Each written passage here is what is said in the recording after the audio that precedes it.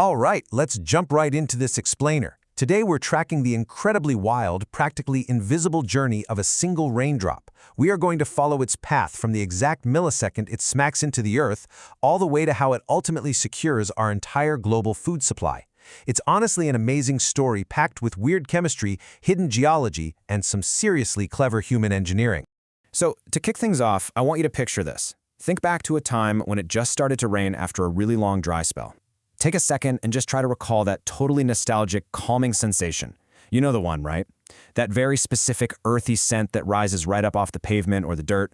It instantly changes the whole atmosphere and just brings this sudden wave of comfort. But that smell? It isn't just some random happy accident of nature. It's actually a highly specific, microscopic chemical reaction happening right beneath your shoes. That amazing scent actually has a name, petrichor. It's that signature earthy aroma that gets produced the absolute second rain hits dry soil on a warm day. And psychologists have actually found it's not just in our heads. Well, okay, I guess it literally is in our heads. When you combine it with the soothing sound of the rain, petrichor has a scientifically proven psychological impact that naturally promotes deep relaxation. It's basically nature's way of sending us a push notification that life-giving water has arrived, a biological cue that we, as humans, have literally evolved to recognize. But here is where it gets crazy. The secret behind that chill vibe is completely microscopic. That damp earth scent is technically a specific molecule called geosmin, and it's produced by a soil bacterium called Streptomyces. When water droplets hit the dirt, they physically catapult this molecule up into the air. You breathe it in and boom, it triggers an instant serotonin rush. Seriously. Your rainy day peace of mind is literally a chemical exchange between off-gassing soil bacteria and your brain. It's kind of funny to think about, but that instant mood boost you feel is entirely thanks to microscopic organisms throwing a tiny party because it's raining. Okay, so once that drop actually hits the dirt and releases that petrichor, gravity takes the wheel. It pulls the water down through a fascinating three-step journey. First up is infiltration. That's when the water soaks into the topsoil, navigating its way past grass roots and little pebbles. Next is percolation. This is the water moving deeper and deeper down through the earth. And finally, it hits the saturated zone. This is where it drops past the water table and joins these vast underground reservoirs called aquifers. Think of aquifers as massive natural sponges holding our fresh water. They are the hidden engines of our ecosystem, silently banking all that rainfall for when we need it most. But here's the catch. This journey is not a guaranteed success. The geology right beneath our feet completely dictates the speed. Highly permeable stuff, like sand and gravel, that acts like a superhighway. The large connected pores shoot the water downward super fast, which is great for quick recharge. But if the soil is heavy in clay and silt, it acts like a massive roadblock. Clay has these tiny, disconnected pores that totally block infiltration, which causes the water to just pool up on the surface and eventually wash away as runoff. It's literally the difference between pouring water onto a fluffy sponge versus pouring it straight onto a dinner plate. Now, if we zoom out to the big picture, the way this rainfall gets distributed is wildly uneven. Across India, for example, the average annual rainfall creates some mind-blowing contrasts. You've got areas of abundant, heavy rain sitting almost right next to totally arid, dry zones. Nature doesn't just perfectly pipeline water straight to our farms. The rain falls exactly where it falls, which isn't always where the crops are thirsty. And because this distribution is so heavily contrasted and unpredictable, figuring out how to capture water the second it falls is absolutely a matter of survival. And the stakes here, well, they pretty much come down to one massive number, 60%. Roughly 60% of Indian arable land depends entirely on the rain, with absolutely zero artificial irrigation. Just let that sink in for a second.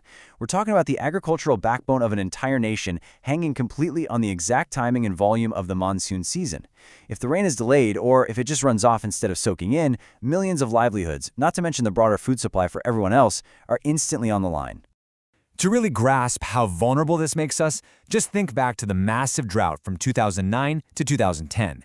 Without adequate rain, rice production absolutely plummeted, hitting just about 89 million tons. But then, just 2 years later, a healthy monsoon spiked that number right back up to over 105 million tons. A single bad season physically shrinks the national food supply, drives up the food prices at your local grocery store, and sends massive shockwaves through the wider economy.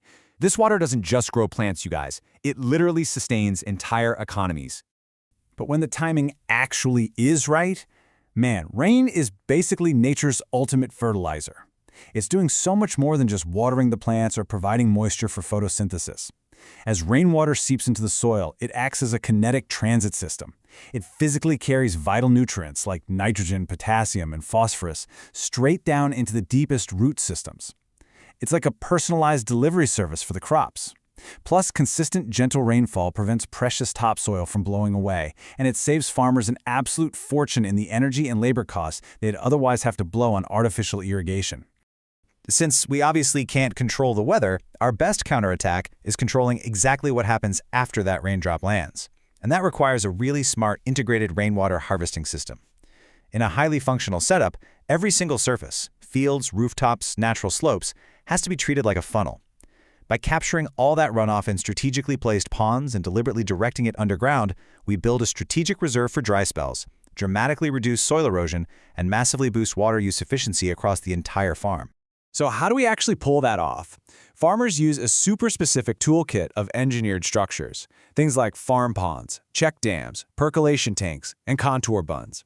Think of these as highly customized interventions. Each one is custom fitted to the land's unique topography and soil type. But they all share one critical mission: intercept the raindrop. Instead of just letting gravity win and watching all that precious water rush away into drains or rivers, these structures literally force rushing water to hit the brakes and stay on the farm. Let's take the check dam as an example. You might imagine a neat little textbook diagram of how this works, but the reality is usually a heavy-duty, real-world stone barrier built directly across a seasonal stream. When a severe storm hits, all that runoff water usually just surges uselessly down the gullies. But the check dam brilliantly chokes that flow. It creates a temporary little pond right behind the wall, and this prolonged contact with the stream bed allows the water to gently percolate downward, effectively refilling the shallow aquifers right beneath it. It's incredibly smart. Of course, there is no magic bullet here. Every single one of these engineered solutions comes with its own set of trade-offs. Farm ponds, they are fantastic for keeping water right on the surface so you have quick access during a sudden dry spell. But they leave that water totally vulnerable to massive evaporation losses under the hot sun. Contour bunds, on the other hand, are absolute game changers for stopping runoff on steep hills. But they require really complex, expensive land surveying to build correctly.